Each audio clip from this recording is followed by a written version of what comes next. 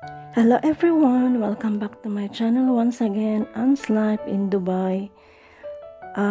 Today pala, it's March 1, it's Friday, and lagi ko lang ipagpasalamat sa Panginoon na ganitong sitwasyon, yung maayos ang buhay. So, I'm so grateful forever to God na binigyan niya ako ng ganitong buhay. Although, nagtrabaho sa bahay, but still, may freedom naman. So, thanks God for everything dahil sa good health na din. So, yun ang lagi natin ipagpasalamat sa Panginoon, at kung wala siya, wala tayo dito. Kung wala siya, wala tayong resources, wala lahat. I mean, everything is a blessing from God, so we should be grateful.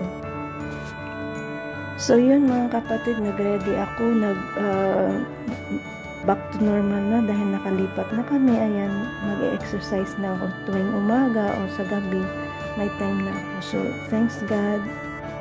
So, ito pala mga kapatid, yung bago naming area na nilipatan. 5 minutes walk away lang galing sa dating bahay.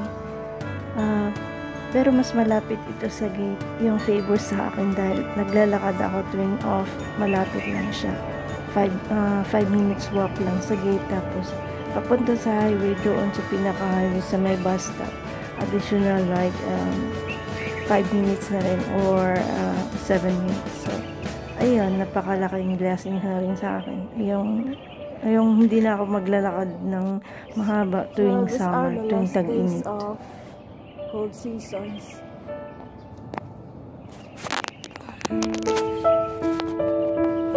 Ay, so walking takaron.